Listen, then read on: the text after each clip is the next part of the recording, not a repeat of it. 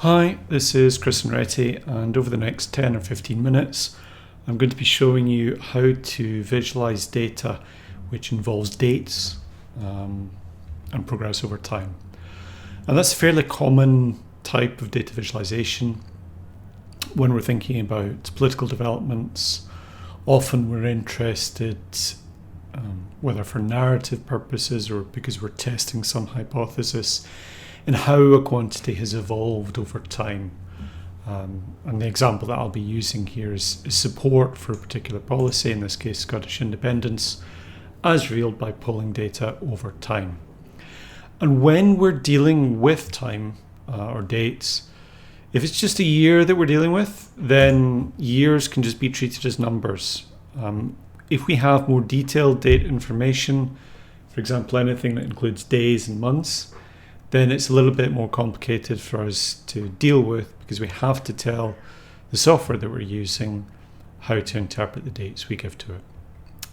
So in this session, I'll be showing you how to get R to understand date objects. And I'll also be showing you how to separate out columns. If a particular column of data or a particular variable actually contains two things, how to split those columns out. As with all the other entries in the series, this isn't a complete guide to R or the plotting package ggplot, and so if you want to read up more, you might want to follow the links that I've put down there. Because we're using ggplot, and because that's contained as part of this container package, the tidyverse, the first line of our code is going to just be loading the tidyverse, which should give you a message broadly similar to the message shown there. And once we've loaded our libraries, we want to get the data in. And the data that I'm using comes from the Wikipedia page, which gives opinion polling on Scottish independence, and in particular opinion polling since the referendum itself. I will be working from a CSV file, a comma separated values file. And the only change that I've made compared to what's on the website is that I've removed some rows in the data which weren't actually rows of data, but they just had entries for specific events. If you want to download that data, you can get it at this link shown there. Once you read the data in using the read.csv command and use the head command to show the first couple of lines of data, you should see that the data set has a number of variables in it.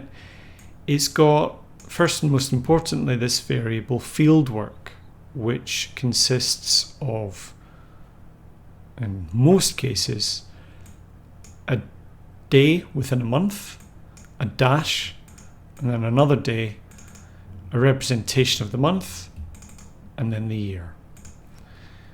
The other thing that we might want to pay attention to, the two quantities for yes and no, which are, although they are numbers, include percentage marks.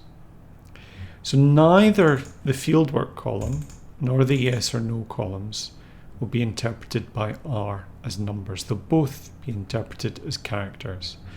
And it's our job to tidy up that data and turn it into a fashion that R understands what it's doing. So, as I've said, these are just the problems that we have that we need to address. So how do we do that? Well, I'm going to use the separate command, which comes from the tidyverse package. And what I'm going to do is I'm going to take that fieldwork column, which I pass as the argument to the call argument, and I'm going to separate it into two new columns called fieldwork start and fieldwork stop. And I'm going to separate the fieldwork column using this dash. Now the incredibly annoying thing about this data, which I stumbled on several times, is that dash there, that's not just a hyphen that you get from pressing a symbol on your keyboard. That's actually an M dash, which is a specialized piece of typography used for separating ranges. And I had to copy and paste that from the website into my R code just so that this would work properly. But once I've executed that code, I can see the first couple of lines of the data again. And so now I've got these two additional columns. And it looks as though I can convert that into a date. I can also convert, for some cases where there wasn't an end to the fieldwork, I can convert the stuff in fieldwork start. So how do I do that? Well, I'm going to show you the code, and some of that code is going to be a little bit opaque, but the guide that I provide in the next slide will deal with some of that. So what I'm going to do is I'm going to overwrite the data by taking the existing data and piping it through the mutate command, where I'm going to say that our fieldwork start variable is the result of calling the asDate function on that fieldwork start variable, where the format of that variable is given there. So each of those codes after the percentage sign indicates something. In this case, a date, an abbreviation for a month, and a year. I'll list those abbreviations in the next slide. But we want to do that for both fieldwork start and fieldwork stop. And that will give us two columns with valid dates or missing entries. And so what I want to do is I just want a single date from those two. And the way that I've done that is I've used the if-else command. I've said, if I have a missing value in fieldwork stop, if that is NA, then take fieldwork start. If that's not the case, take fieldwork stop. So an example of how this might work would be in this line here, line 4. We get to this row, we see, well, we've got this fieldwork stop variable, but that's missing. That first highlighted chunk of code, that comes out true. So given that that chunk is true, we'll take the fieldwork start variable. We'll use that as our value, and we'll copy that across into date. If that's not the case, so if we look at the line above, we have these two entries. We ask ourselves, is the fieldwork stop variable missing? No, it's not. In that case, we don't need to take fieldwork start. We can take fieldwork stop. And so for line 3, the value we get out for date is just the same as fieldwork stop. When you're trying to parse dates, you'll often have to look up the particular codes that R uses to format dates. So here I've given a list of the most common codes, and you might need to try out a couple of these before you get the right formatting code which works for your data. Hopefully it's pretty tidy data that doesn't use inconsistent formats. But as you might have gathered by now, data cleaning is an important part of data visualization. There's one last thing that we need to do before getting around to plotting, and that's dealing with the values in the two columns yes and no. And what we'll do here is we'll use the sub function to substitute out some text, which we'll then convert to a number. So this code here shows that we overwrite the data frame dat by taking the existing data frame and piping it through the mutate command, where we create the variable yes, or overwrite the variable yes, by substituting out the percentage sign and replacing it with a blank, and then taking that same variable and turning it into a number by calling as numeric. There's one thing that I've done here. Instead of putting sub, I put gsub. that is just an instinct on my part. That's muscle memory there. Gsub stands for global substitute, and that's just going to take any instance of the percentage sign and replace it with a blank.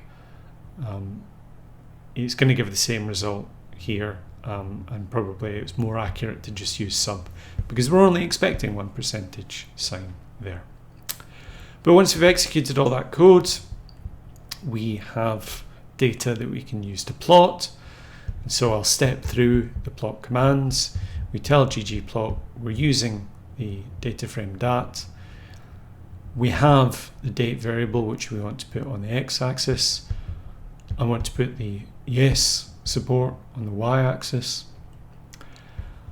I do need to tell R, or I do want to tell R, that we're not dealing with a continuous or a discrete variable, we're dealing with a date.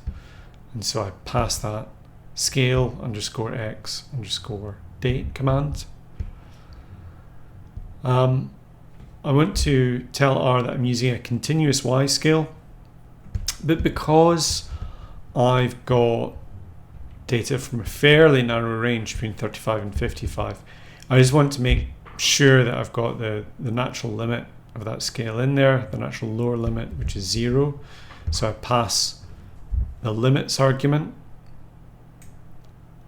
and I tell R, well, my limits are going to be bracketed at 0 and 60. I then start adding some labels and add some plotted points.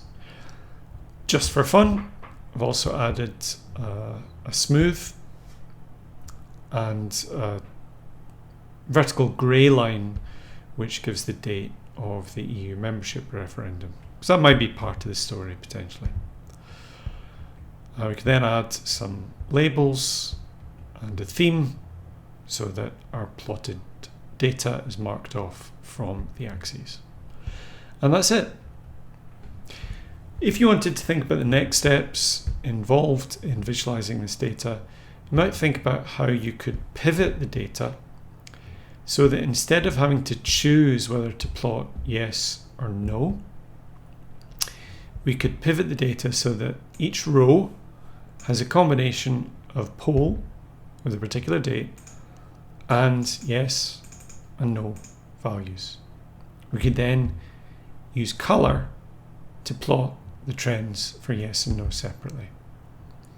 You might also want to think about whether there are any other aesthetics that you might want to map to the plotted points.